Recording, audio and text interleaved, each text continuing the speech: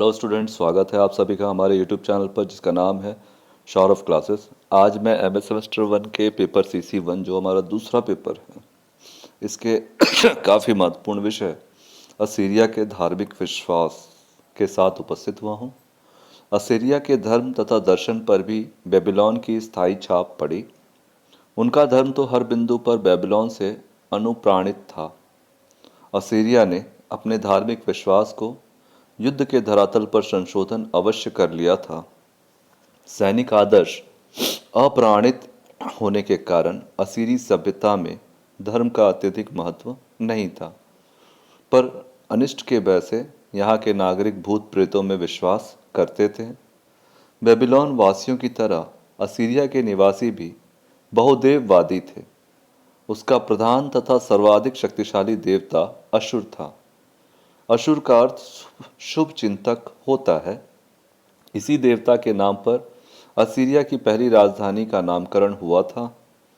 Babylon में Marduk को जो प्रधानता प्राप्त थी, असीरिया में अशुर को वही प्रधानता प्राप्त थी। सच पूछा जाए तो असीरियनों ने मर्दुक की जगह अशुर को प्रतिष्ठित कर दिया। उनकी दृष्टि में अशुर सृष्टि का जनक था, असाधारण व्यक्तित्व वाला देवता था। बेबीलोन की सृष्टि संबंधी कविता के अनुसार अशुर देव अनुदेव से भी पुराना था। इसी ने अनु के स्वर्ग तथा नर्क का निर्माण किया था। वह युद्ध का भी देवता था और उसका प्रतीक एक धनुष था जिससे वाण छूटता हुआ दिखाया जाता था। इश्तर देवी उसकी पत्नी थी। इसे बिलीफ भी कहा जाता था। सारा राजा और नागरिक इस राष्ट्र देवता की शक्ति में विश्वास करते थे। युद्ध देवता के रूप में असुर सम्राटों का मार्ग निर्देशन करता था। उसकी अनुकंपा से शत्रुओं का विनाश हो जाता था। इसलिए अशुर को प्रसन्न करने के लिए बलि दी जाने लगी। बलि में असीरिया के शत्रु काटे जाते थे। असुर नासेर पाल के शासनकाल में एक रिलीफ चित्र बना जिसमें युद्ध बंदियों को अशुर के समक्ष बलि दिए जाते हुए दिखलाया गया है। अशुर की प्रधानता युद्ध के क्रम में उत्तरोत्तर बढ़ती गई और वह सिद्धार्थ के रूप में समस्त सम्राट का स्वामी माना गया। साम्राज्य अब उसी के नाम से सारा कार्य, राजस्व की वसूली, युद्ध का संचालन, प्रशासन के कार्य, शांति समझौता आदि करता था। अब वह विश्वास जड़ पकड़ लिया था जो कि व्यक्ति सम्राट का विरोध करता है वह अशुर का विरोध करता है। इसलिए विद्रोह करने वाले नगरों में अग्निकांड, सामूहिक वध, नृशंस अत्याचार ये सभी कार्य अशुर के नाम से होते थे। असुर केवल असीरिया का ही नहीं, उसके विजित प्रदेशों का भी देवता बना। असीरियन शासक अशुर के प्रतीक सूर्य चक्र को युद्धभूमि में ले जाते थे और उसे विजित नगरों में उपासना करने के लिए स्थापित कर देते थे। सॉरी। किंतु शक्ति तथा तलवार के बल पर अशुर की धाक कायम नहीं की जा सकी। जब तक प्रशासन की तलवार में धार रही तब तक विजित प्रदेश के नागरिकों ने असुर की उपासना अवश्य की। साम्राज्य के पतन के बाद असुर की अस्तित्व ही समाप्त हो गया। अशुर के उपरांत उसकी पत्नी इश्तर अशीरियनों के देव समूह में प्रमुख थी। युद्ध के अभियानों में इस देवी का विशिष्ट स्थान दिया जाता था। असीरियनों का विश्वास था कि यह देवी अशुर के विरोधियों को कभी क्षमा नहीं करता और उसका निश्चित रूप से विनाश करती थी। असीरिया के काला, निनवे और आरवेला नगरों में इसी देवी के मंदिर बने थे। इन दोनों देवी देवताओं के अतिरिक्त असीरिया के नागरिक जिन अन्य देवताओं की पूजते थे वह थे शमश, बेल मंदुक, नेम्बू, इनर्था, नरगल और नस्कू। दस्तकारी का देवता अदप्पा भी संपूजित था। असीरिया के नागरिक दार्शनिक चिंतन तथा विश्व की व्याख्या करते नहीं पाए जाते, किंतु वे युग के नागरिकों की तरह अंधविश्वास के शिकार अवश्य थे। वे अपने अस्तित्व को स्थायित्व देने के लिए सतत सजग रहा करते थे और इसलिए वे देवताओं के साथ साथ पशुओं तथा प्राकृतिक दुर्बलताओं के विरुद्ध भी निरंतर संघर्ष होते रहने की बात पर विश्वास करते थे। यही कारण था कि वे निराशावादी हो गए थे। उनका विश्वास था कि विश्व में असुर और असुरी शक्तियां भरी हुई हैं और अन्य शक्ति ही इनसे लोगों की रक्षा करती है। मंत्री शक्ति पुजारियों के पास है, साधारण नागरिकों के पास नहीं। इसी कारण असीरिया के समाज में मंत्र का मंच जमा और पुजारी प्रधान हो गए। असुर शक्तियों की से रक्षा पाने के लिए असीरियन जबाल वृद्ध भांति भांति की आकृति वाले ताबीज पहनने लगे। इन पर विभिन्न आकृतियों के साथ साथ मंत्र भी खुदे रहते थे। अनेक ताबीजों पर तो 7 जादुई शब्द 7 बार लिखे रहते थे, जिन्हें मंत्रों से अधिक प्रभावशाली माना जाता था। बेबीलोन की तरह असीरिया में भी पुजारियों का एक एरल वर्ग था, जो शुभ अशुभ की परिकल्पना और परिगणना करता था। इस वर्ग के पुजारियों को ज्योतिषी कहा जाता था। समाज के लोग ज्योतिषियों को सम्मान की दृष्टि से देखते थे। यद्यपि ज्योतिष बेबीलोन के ज्योतिष शास्त्र से ज्ञानार्जन किए थे, तथापि ज्योतिष शास्त्र का विकास मौलिक रूप से असीरियनों ने भी किया। इनके अंधविश्वास के चलते अप्रत्यक्ष रूप से एक लाभ भी हुआ।